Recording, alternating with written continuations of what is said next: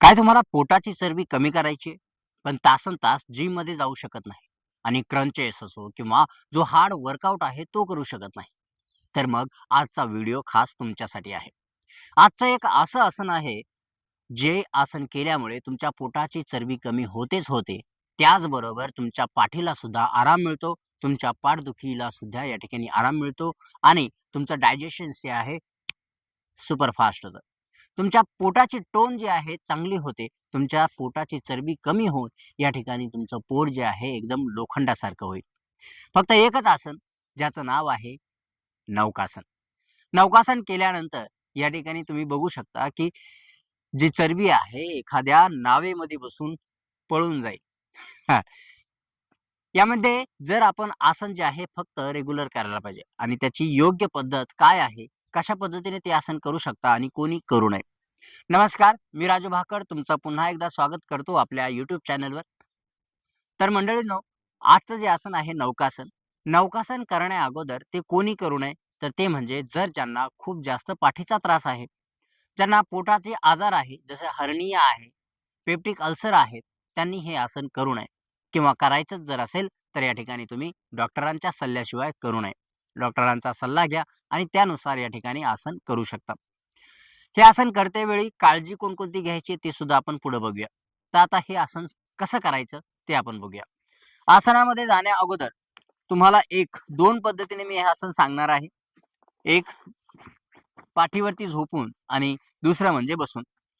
बसून आसन खूप सोपं आहे. फक्त तुम्हाला हात अशा पद्धतीने पाठीमागे ठेवायचे आहेत आणि आपला भार जो आहे आपल्या हातांवरती येऊन द्यायचा आहे. नंतर आपले हिप्सच्या वरती हा भार येऊन द्यायचा आहे आणि पाय वरती उचलायचे. छाती वरती घ्यायची आहे. चीन हनवटी जी आहे ती पॅरलल ठेवायची, समांतर ठेवायची आणि हळू हात जे आहे समोर आणायचे आणि पूर्ण वजन जे आहे आपल्या हिप्स फ्लेक्सर जे असतात, हिप मसलवरती या ठिकाणी आहे. अशा पद्धतीने हे आसन आहे तुम्ही बघू शकता. या ठिकाणी पूर्णचे दाब आहे आपल्या पोटावरती येत आहे आणि यामुळे जे आहे आपल्या शरीराची जी आहे उष्णता वाढते, डायजेशन या ठिकाणी वाढतं आणि जे काही खाल ते या ठिकाणी पचेल आणि शरीराला सुद्धा लागेल. यामुळे काय होईल तर यामुळे ज्यांचं वजन वाढत नसेल त्यांना सुद्धा या ठिकाणी फायदा होणार आहे. कारण डायजेशन जे आहे आपली चयापचयाची जी क्रिया आहे ती खूप जलद होणार आहे. यानंतर घ्यावयाची काळजी म्हणजे काय? तर या ठिकाणी हे आसन करताना बऱ्याच काही चुका आपण या ठिकाणी करतो. तर ती पहिली चूक म्हणजे आपण पाठ या ठिकाणी अशा पद्धतीने वाकवतो. दुसरी चूक असते मानेला वाकवणे. यस. खाली बघतो आपण असं. असं करायचं नाहीये.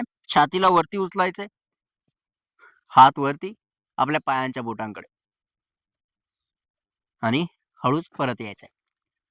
आता जर हे आसन अशा पद्धतीने जर जमत नसेल तर काही हरकत नाही. तुम्ही हात जशाल तसे खाली ठेवा, पाय वरती उचला आणि आसन करा. हेही जर जमत नसेल तर हलकासा पाय जे आहे फोल्ड करायचे आणि पाय अशा पद्धतीने तुम्ही ठेवू शकता. छातीला वरती घ्या आणि ठेवा.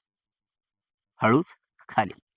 यामध्ये आपले क्वाड्रिसेप्स जे आहेत ते सुद्धा या ठिकाणी मदत करतात. तुम्ही बघू शकता ज्यावेळी तुम्ही पाय उचलता त्यावेळेस तुमचे क्वाड्रिसेप्स जे आहे या ठिकाणी एंगेज होतात, टाईट होतात.